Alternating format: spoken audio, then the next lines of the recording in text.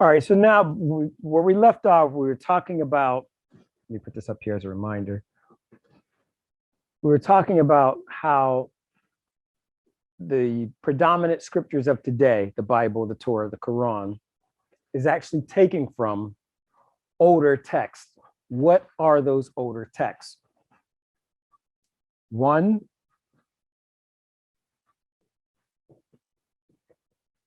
the primary one is the Enuma Elish. The Enuma Elish is a Sumerian tablet that talks about the beginning. It is the same as the Genesis story. It means when on high. This is a story about the beings that I just told you about.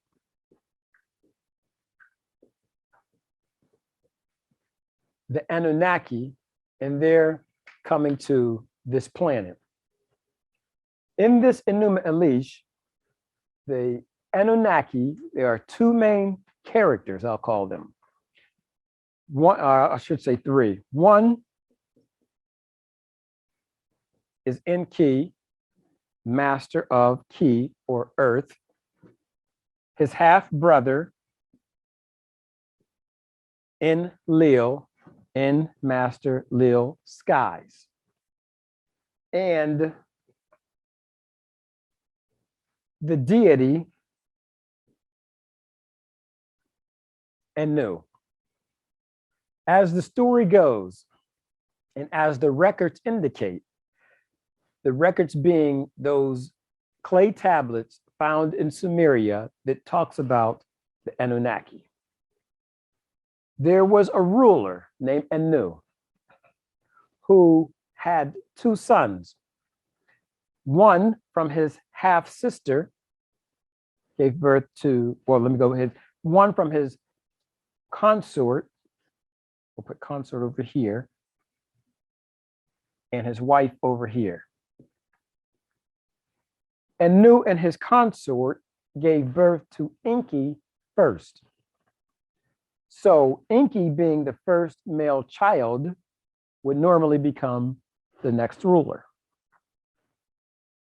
Anu and his half sister, who was also his wife, gave birth to Enlil, which was his second son. But Anu was going to give rulership after Anu to Enlil, because Enlil was from himself and from his half sister, so that made the blood tie stronger. So rulership would go to Enlil and not to Enki. Now, the story is going to sound familiar. Yeah, all right, and I'll come to that. Then, so now you had this rivalry between Enki and Enlil. but no, one didn't kill the other, but they were rivals. Now, if you remember the story of Abraham, Abraham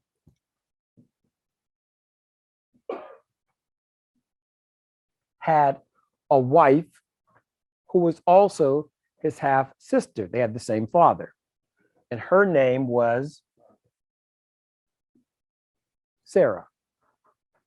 Then when Abraham went into Egypt, he took on a wife who was the daughter of the first genius on record, Imhotep. And her name was Hajar or Hagar. Abraham's first son was who?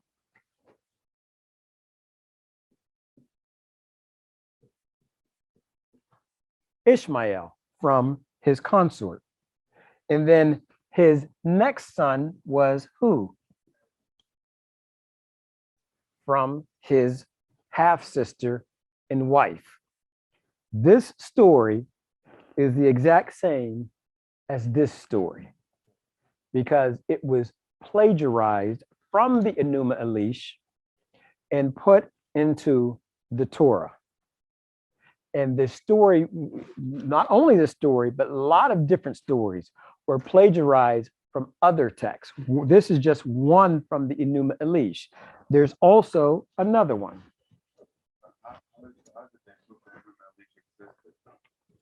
The Enuma Elish are stone clay tablets found in ancient Sumer, which have been carbon dated, that predates the Quran, the Bible, and the Torah. And so they do. Yeah. What do you mean, the first spoken language or first written language? I don't know. In our history, like when right. we studied it in like middle school or whatever, like a long time ago, right. It was like, I know the first civilization were like hieroglyphics and Sumerian. Right. Okay. So for a while, they were saying, well, let me get, there was two questions there. Your question was, how do you know?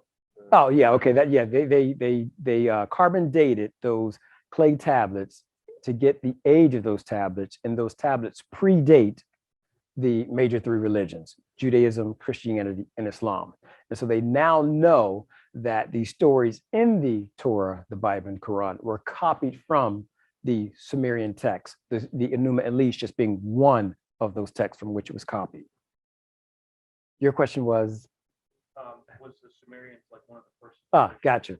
All right. So now there is, some would say the Sumerians had the first written language and spoken language, but now they're starting to question that and find that that is not true because of the civilizations, the cradle of civilization that they're finding in Africa.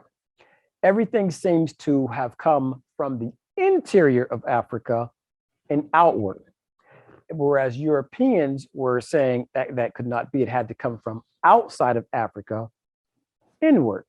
But then you had scholars like Sheikh Anta Diop, Ivan van Sertima, who wrote papers and did research, and it caused the Europeans to have to change their story. And so now they're looking at, and then with DNA, when cracking the genome, they now know that civilization began in Africa, as well as speech. And as Panabab Yanun says, it was 54,000 years ago that the females were given the ability to speak. And then I think 3 years later, the males. And he talks about how the women don't have Adam's apple because they first experimented with the African gray parrot on speech. This is the Natharu.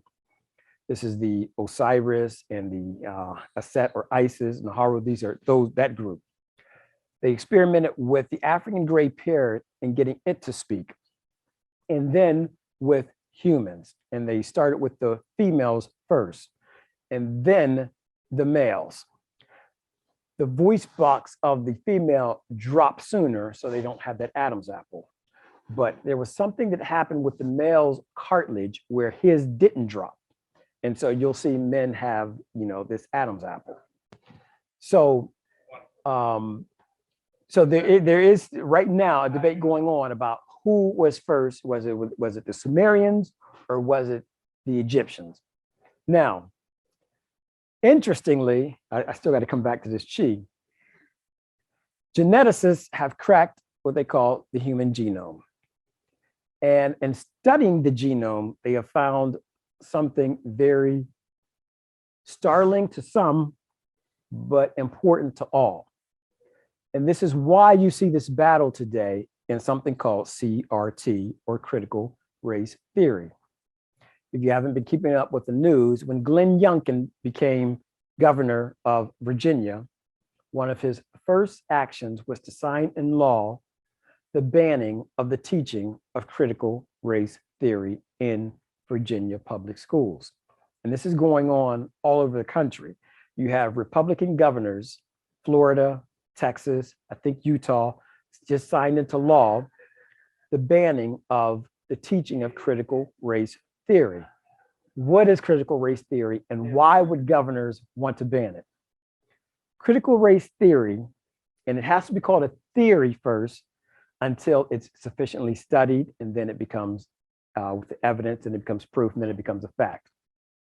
So critical race theory is the premise that America's founding, America's operation, and America's maintenance is based on racism.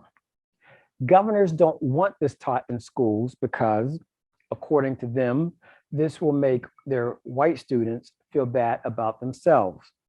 And then you got the proponents, professors of this, saying this is part of American history that has to be taught. But these governors are now getting into power and they're banning the teaching of critical race theory. There's something even more important behind this, and it deals with the human genome. Geneticists are saying that in studying the genome, they have found that everybody on Earth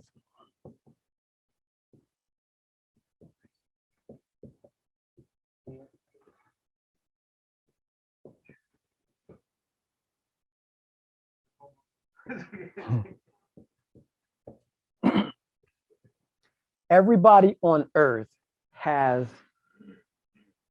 either everybody has Neanderthal DNA or Neanderthal and Denisovan DNA. These are the caveman type of beings that's in their DNA, with the exception of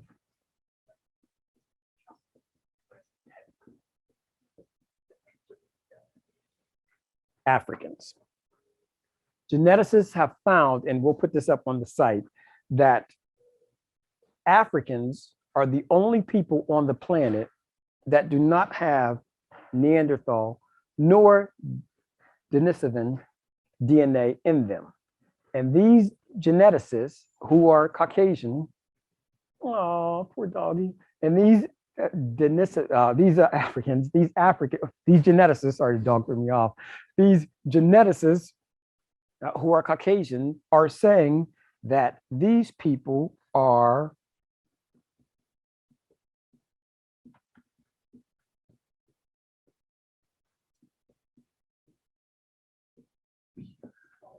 the only pure humans.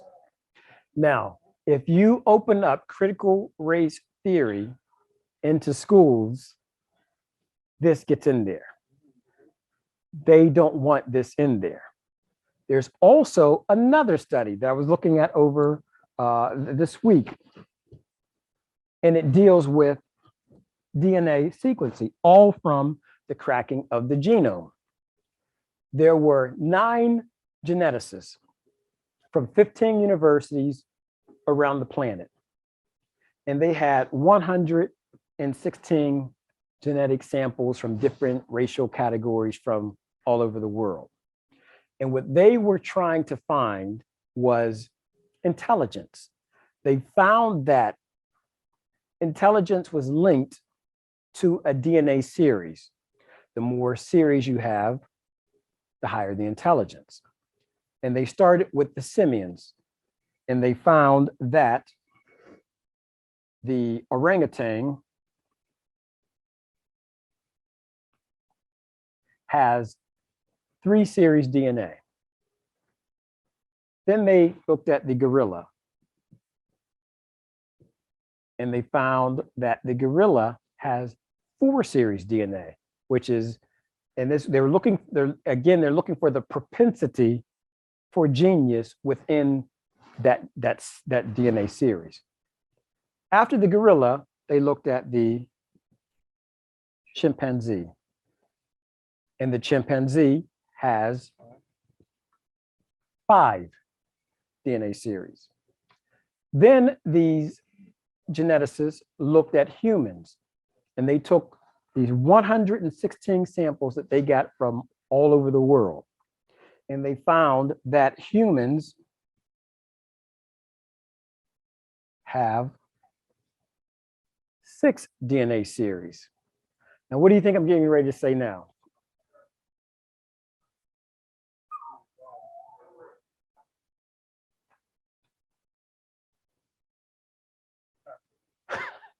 Except for, and then this is what they found out. Would you like, you're ruining my story here.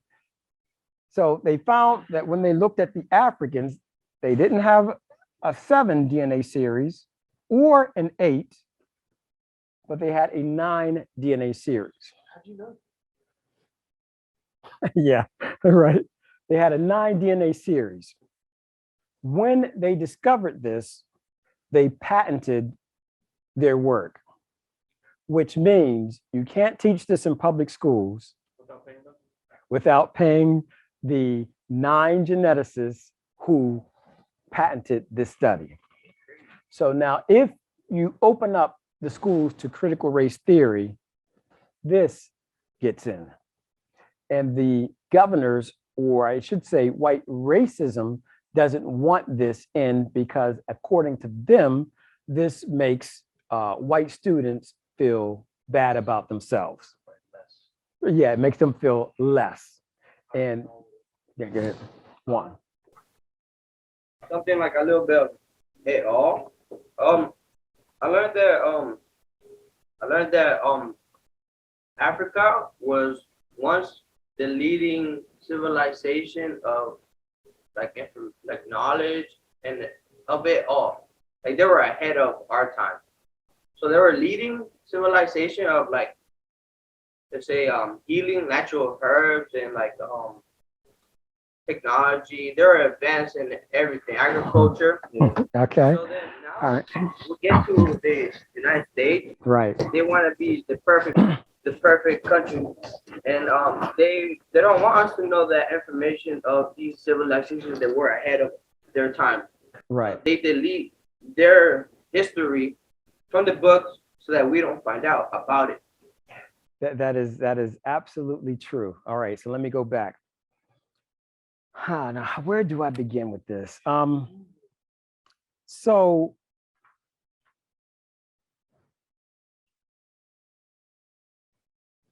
the story of Earth is like this.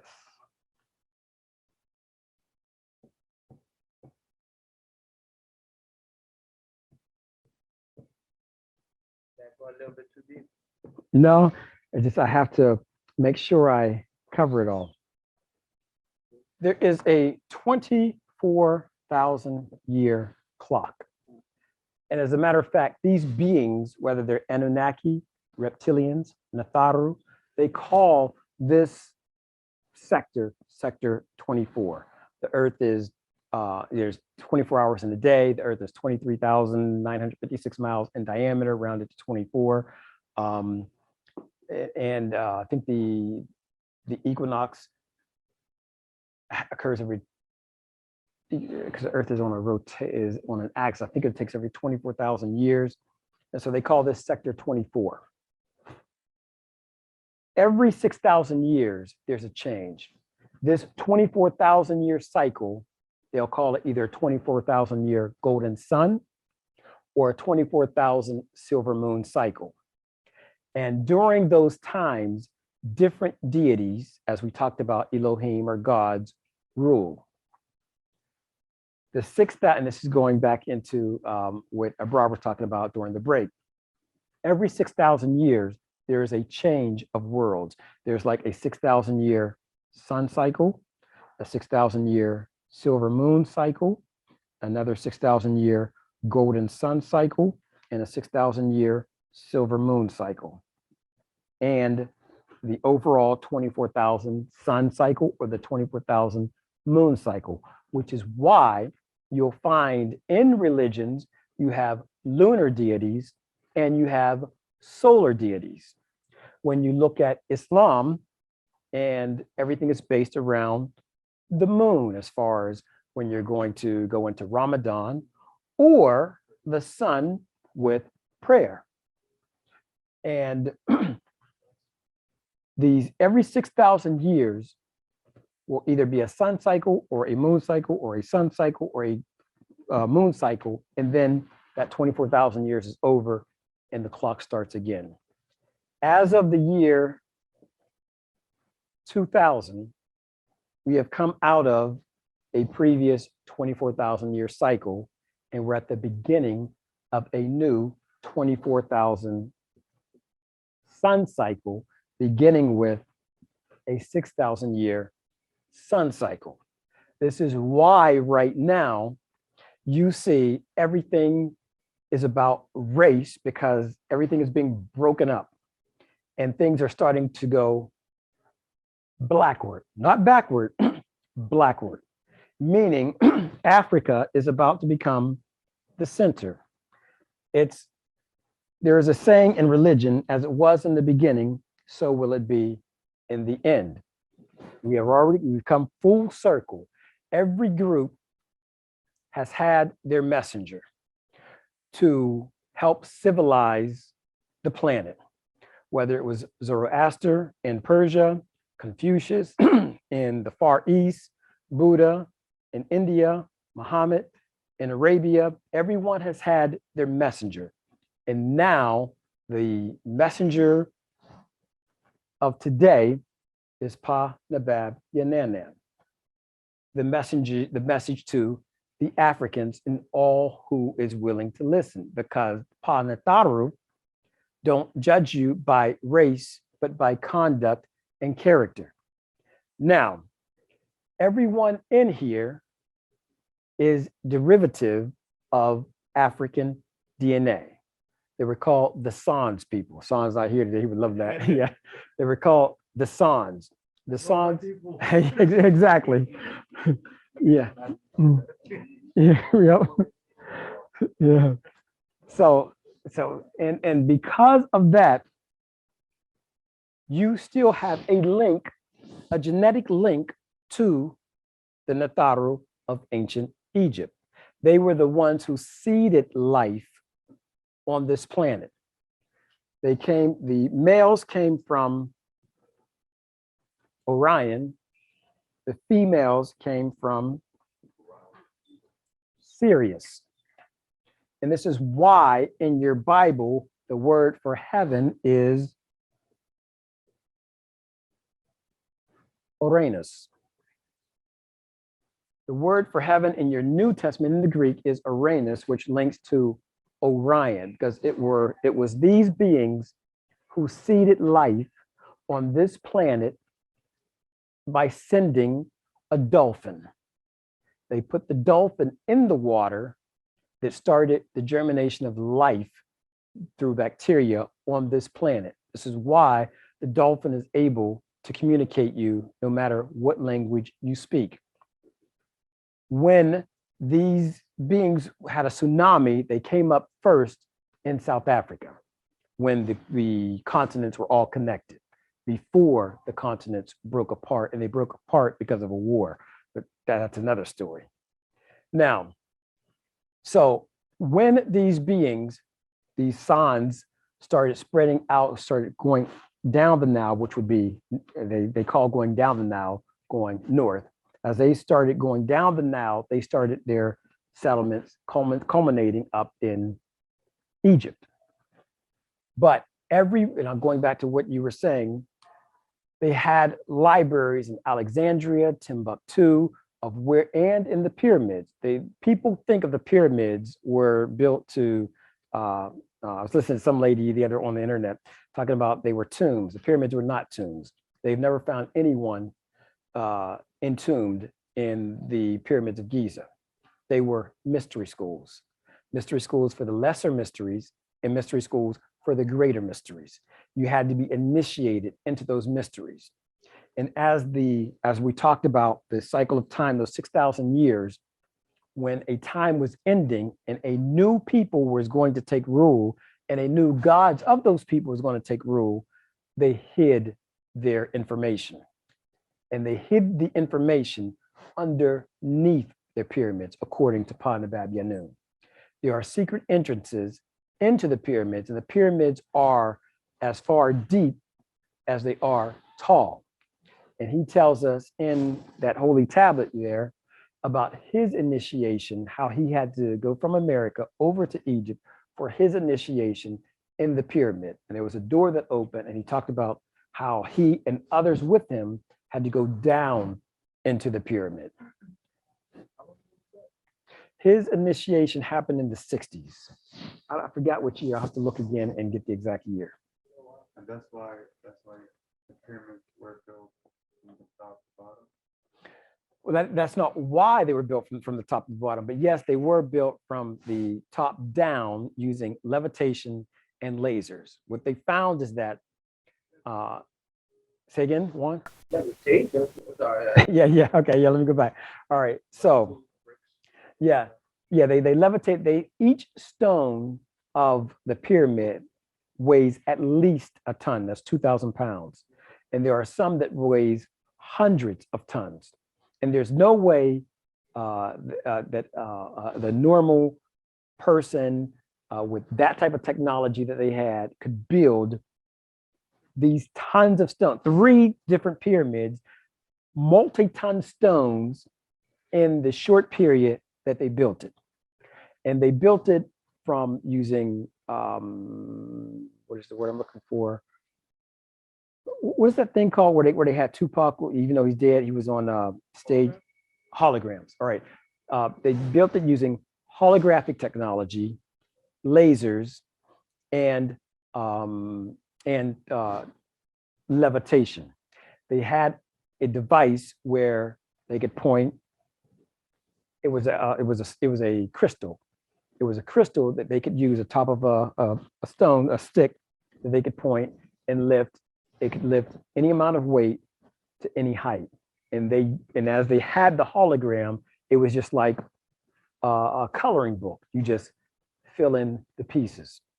Now, That's how they actually built the pyramid. that's how they actually built the pyramids. And wait, hold on. Like, where's the source of this? This is Panabab. It's in this book.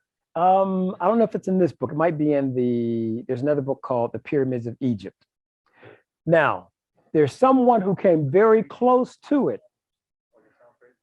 Yeah, it does. Wait, how did he know in his lifetime? Okay, I'll come to that.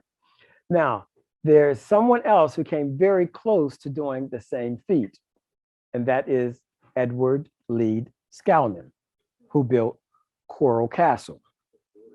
Now, when you say again, in Florida, right? I wanted to tell him about that the other day, but I just Yeah. So Edward Lead Skalnin was this like 4'11", like real, very thin, a white guy from Serbia, who was a brother of Nikola Tesla. And he was always talking about something was coming to get him. He called it I think he called it his Sweet 16. It was going to come from the sky and get him, his Sweet 16. And so he was in Florida and he started building what was called the Coral Castle. One day there was nothing there, and then people would come back and they would see these monuments built that would normally take years in construction because these were multi-ton stones, but it was only one man. And so they would try to spy on him while he was building, but he knew they were watching, and so he would not do anything. Then when everyone was gone, he would do building, and they would come back the next day and even more was built. And they couldn't figure out how this one scrawny man was moving these tons of stones and building them. And Edward Lead Skalnin, he never told anybody how he did it, but he did say he knows how the pyramids were built, and it was the same technology he was using to build the Coral Castle. Now, he had these multi-ton stones where a little baby could just push the door open. Edward Lead Skalnin, Coral Castle. Yep, that's it. Edward Lead Skalnin. Yeah. Yes, he carved it. He carved it. And this is a real thing. Everyone knows, like nobody knows how it was built. That's true. Yes. Even the government is like, yeah. No, like, After he, didn't yeah. even give a permit for this. Like, No, it just came up. it just came up. Yeah. It was built in 19. Yes. How long do you think? That is some crazy. How long do you think it took for the pyramids to be built? That is a good question. I'll have to go back and look at that. I don't know how long it took. Looks like it was a matter of months, maybe a couple of days. Yeah. Now, going back to the reason of the pyramid, they have found that if you take the earth and you flatten it out like a pancake, so that all the land mass is flat. They found that the Great Pyramid of Giza is in the exact center of all the land mass of the earth. Now, they don't know how the ancient Egyptians knew how to place the Great Pyramid of Giza in the exact center of the landmass of the planet. Wait, hold on. Okay, all right, Go that's ahead. kind of crazy. 'Cause if you take a sphere, depending on where you cut it up, the center of it could be anywhere you choose. Right, So it depends on where you cut it. right. So we're talking about the landmass. Right. Yes, So if you take yeah, a sphere, right? yeah, and you cut it up. Yeah, So now you flatten it out. right. I feel like you could have anywhere in the sphere be the center of it, depending on where you cut it. I have to look at that. I was going to say something else. Oh, I was going to come back to why they put it where it's at. Go ahead. Oh, okay. All right. Core Castle. All right. How can one man have that much power? Why does he have it? Why did he get that? It's not like he had a superpower. He was just Why He- did he have that technology? it was a genius. What do you mean? It's not like he had a secret super duper technology stick. You know, he like his brother was a genius. There were several geniuses, supreme geniuses throughout history. I am Hotep being the first, and there's also Da Vinci, then there's Nikola Tesla, then there's Leeds Skalman, even Einstein. And somebody had asked, oh, I know what it was at work. Somebody had asked, why aren't there any geniuses like that level of today? And so I got to come back to two things. I got to come back to Chi, pyramid. All right. And the reason why there isn't today is because those beings that were putting that knowledge into your brain so that you would have that level of genius, they're now gone. Every year in July, if I'm not mistaken, certain people from the governments would meet in California at what was called the Order of the Owl. They had this big wooden owl and they would all meet there. And that's where they would do their initiations. That's where they would conduct human sacrifices. And those beings, the Anunnaki or the Draconians or the Aldebaran or the Pleiadians, would give them certain information about what was going to happen, what they needed to do, and certain technology so that they could continue to rule the world. Now, as I talked about, as one cycle leaves, another cycle comes in. Those deities, the Anunnaki, the Aldebaran, the Pleiadians, and the Draconians are gone, or should the Pleiadians are gone. And now the beings that were, or I should say the Kakasu or Caucasians who have been running the world, have been in charge of the planet, are no longer getting that guidance from those beings. And so right now they're in they're acting like they're still in control. They have no control. This is why when Trump was president, he commissioned Space Force, and they commissioned the release of UFOs being real. Once the Navy went to Trump and said, look, we got to do something because these UFOs are interfering with our training patterns. And there's nothing we can do about it. We don't know what they're going to do. Later, Trump came out and said, we must start a Space Force to protect against threats from outer space. Some of the crafts that you see that they call UFOs are developed right here on Earth based on technology that they got from extraterrestrials. Others are rogue extraterrestrials doing their own stuff. And now that we're going into a new cycle of time, you're going to start seeing more UFO activities because the quarantine is up. The planet was quarantined and only certain extraterrestrials were allowed here. And those were the ones of the Torah, the Bible, and the Quran. Now that time is up, and it's a new group that you're going to be seeing. And that's why you're now hearing Panabab Yanun in this information? Before I come to you, let me go back to Abrar's question. Who is he and how did he get this information? As Panabab Yanun told me, he says when there's three primary beings that speaks through him. And he says when they do, his hand just starts writing and he comes out with the holy tablet or all these other, the mind, all these books that you haven't seen my shelf, but all these books are written by, he's written over 1,000 books on every subject. And he says his hand just starts writing because the Natharu are trying to get this information out to you all, out to us all for this new cycle of time. And you said he speaks how many languages? 19. And I was going to say something. Oh, so you were asking how or why it's coming to him? No, I was the pyramid thing. I was just saying it doesn't make sense. Like, I mean, you can codes. Okay, all right. Now, okay, let me go back to that. As Panabab, well, that's what scientists have said. I don't think Panabab Yanun said that, but scientists said as they flattened out the landmass of the earth, they found that the Pyramid of Giza is in the exact center of the landmass of the earth. Now, what Panabab Yanun has taught is the reason. You said landmass. Yes, landmass. So that doesn't count like the water? That doesn't count the water, the landmass. I was like, sphere is just like, Right, the landmass. All right, now.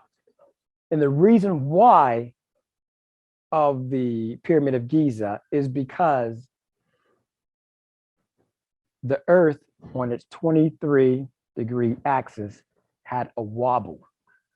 And they had to build the pyramid there to contain that wobble because there was a war that damaged the earth from its 90-degree axis. This war is what Revelation calls the war in the heavens between the devil and his angels and Michael and his angels. And in the Upanishads of the East Indians of that particular war. And in that war, it talks about these different groups of beings having a war in the skies of earth. What Panabab Yanun and Panatharu has taught is that this war knocked this earth off of its 90-degree axis to a 23-degree axis, which is why you have why we're not ambidextrous as we should be. And there used to be what was called Zupu, a red zone for carnivores, and Nupu, a green zone for herbivores. Going from, I think it was Arabia westward over to the Americas, North America, South America, where the Africa were the herbivores, and then going eastward into the Far East were the carnivores.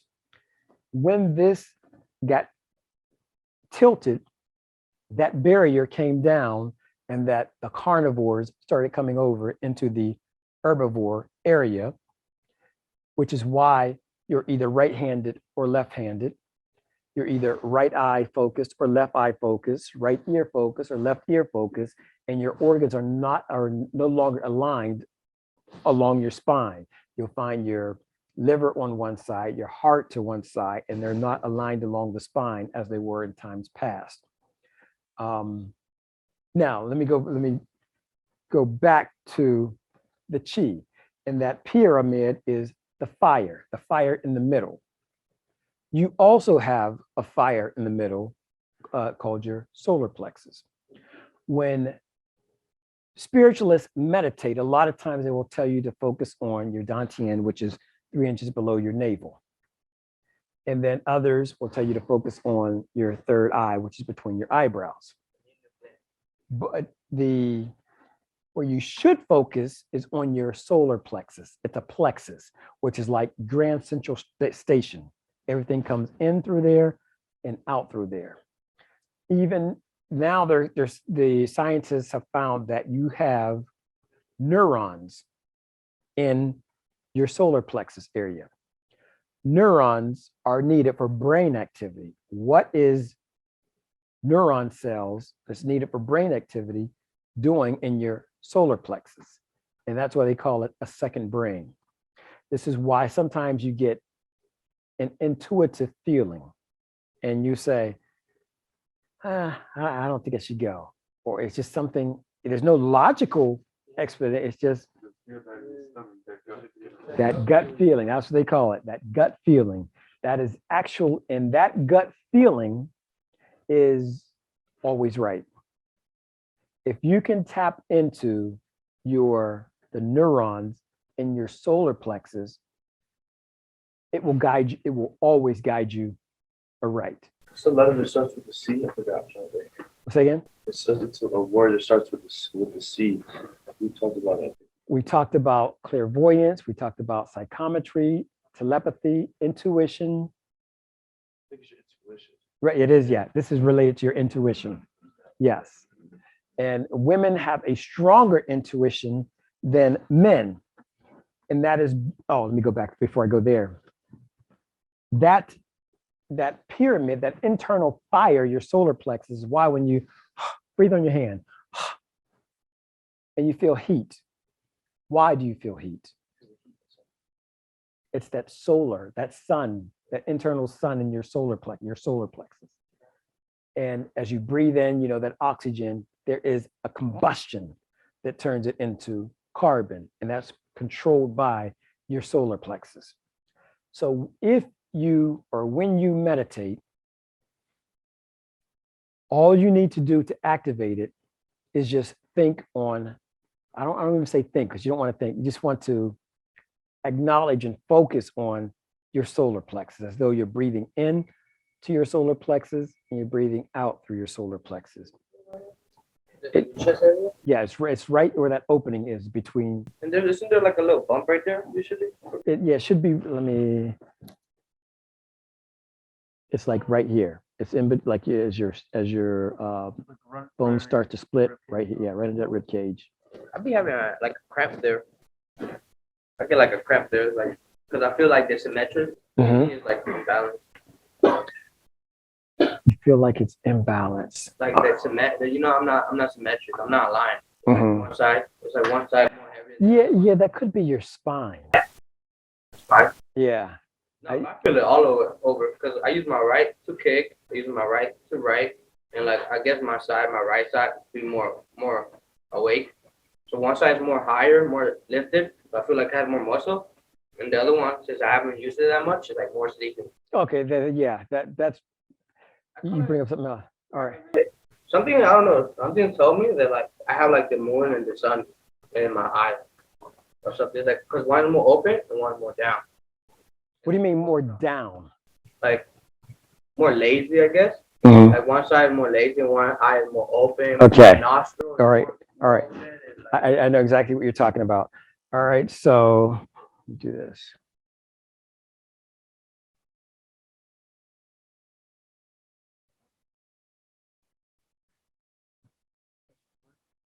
All right. So if you feel an imbalance, that's because this is your spine, or what's called your sushumna.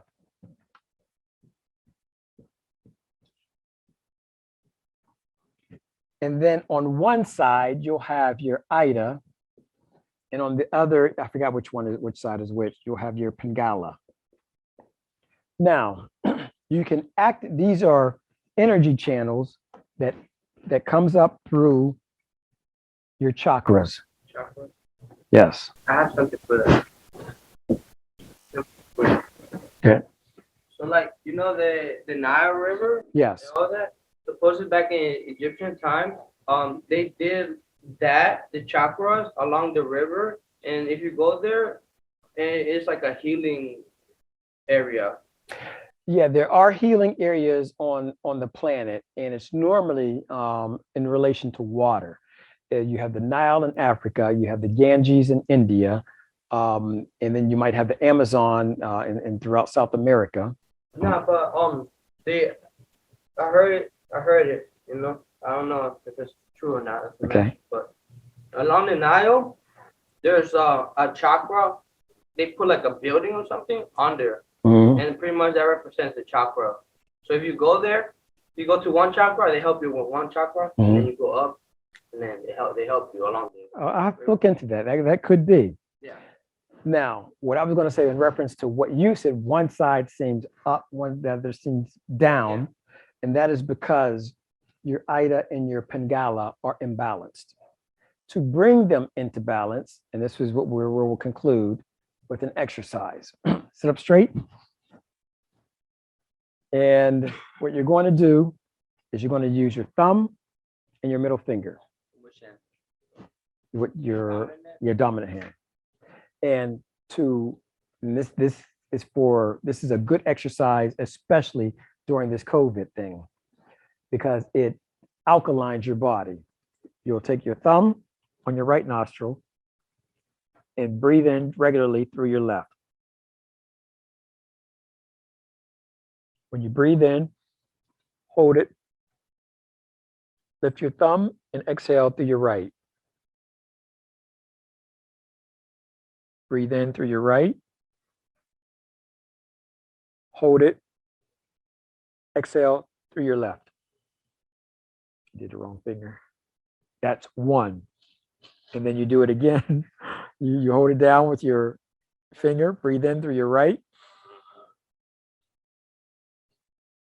hold it with your thumb, exhale.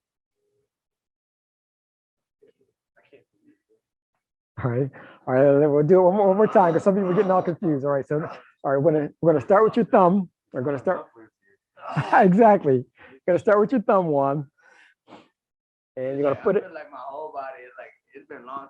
Yeah, I know. You're gonna hold your right nostril, breathe in through your left.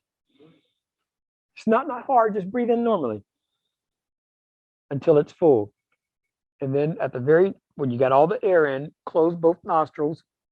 With you're gonna take your right thumb, breathe into your left, and when we got enough in, now you're gonna hold. Not this one, not this finger. Put your nose. Gonna use your middle finger. Close that one. Like this, and now let go and breathe out. Why the middle finger? There are also chakras or energy centers on your fingers, and so you want to bring them to that energy center on your nose. Yeah. Let's do it one more rep. All right, let's do it. All right. Like you're non-dominant. Yeah, you can. Yeah, you can. Like I'm working on little muscles every time I do my dominant. Mhm. I'd rather work on that little muscle too. Okay, that's fine. In that case, when it's going to be opposite of what I'm going to say. All right, so with your right thumb on your right nostril, and you're going to just breathe in regularly through your left.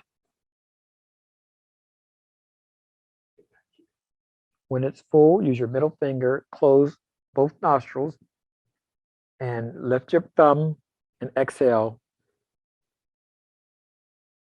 When you finish your exhale, close both. And I should lift your thumb again, breathe in through your right. Close both nostrils, open your left, and breathe out. We'll do one more time. Breathe in through your left. Close both. Lift your thumb, breathe out through your right. Breathe in through your right. Like that. Now, yeah, this will open, if you have congestion, it'll open you up. Even if you'll be like, but you want to do it until it's full, because then it'll open up your sinuses. Yo, Mo, we gotta do meditation sessions. Okay. What we try to do after this, Right. we do once a week meditation session. Everybody just on the moon. Right. Yes. Mm-hmm. Let's love ourselves.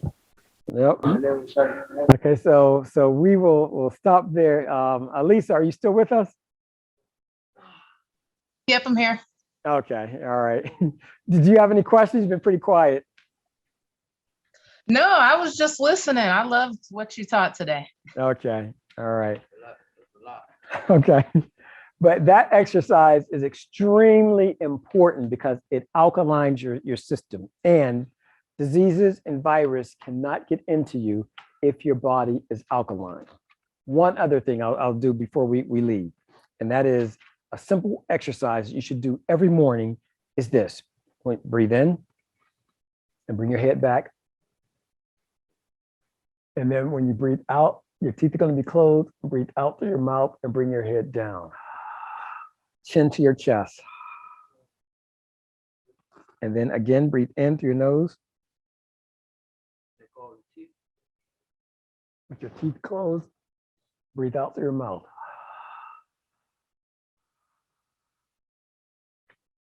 Now, if you do that 9 times, that totally alkalines your body. Interestingly, this is what he taught us when we begin our meditation. That's what we do first. And I was looking at Qigong. There was a Qigong master I saw on YouTube, and that's exactly what he did. He was saying to alkaline your body, you do this.